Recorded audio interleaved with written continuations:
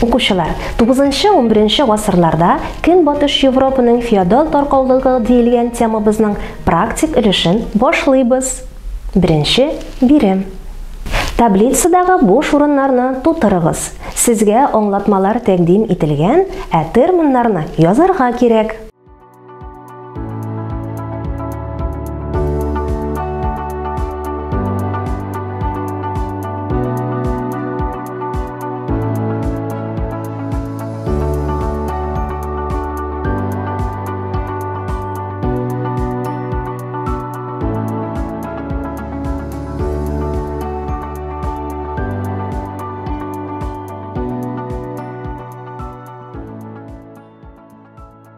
Дөрес җаваплар.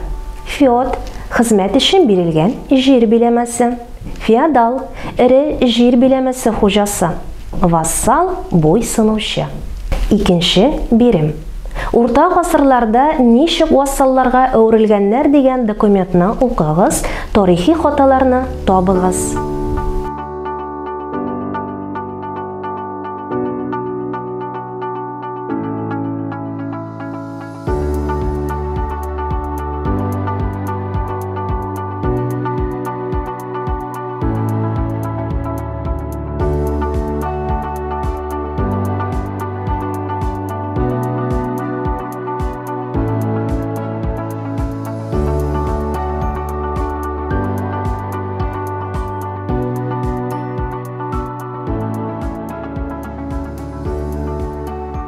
Дөрес җавап. Сеньор һәм вассал шартнамә төзиләр. Гадәттә бу килешү кәгазьдә теркәлми, ә халык алдында тамаша кылына. Сеньор рыцарьны үз яраннары һәм вассаллары әйләнәсендә тәхеттә утырган килеш тантаналар залында кабул итә. Аңа хезмәткә урнашырга теләгән рыцарь үзенең булачак сеньоры каршында тезләнә, төгәл итеп тугрылык антын кычкырып сөйли һәм йола буенча үз кулларын сеньор кулларына куя. Сеньор шартнамәне ныгытып, аның кулларын үбә, аңа үлән сабагы, ук, байрак, балдак бирергә мөмкин. Бу бер кадәр җир биләмәләрен аңа тапшыруны аңлаткан. Өченче бирем. Вассаллык анты документын укыгыз, буш калган урыннарга сүзләрне куеп языгыз.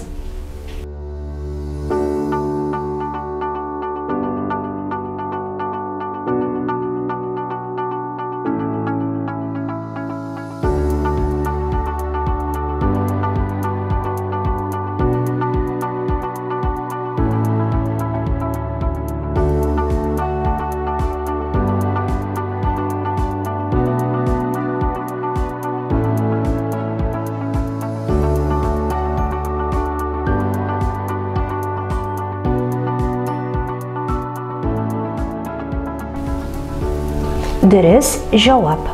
Шушы мизгелдән алып мин Филипп улы Раймонд, Александр улы Бернарны аның тормышы һәм гәүдәсе мәсьәләсендә бер кайчан алдамаячакмын. Аны әсир итмәячәкмен.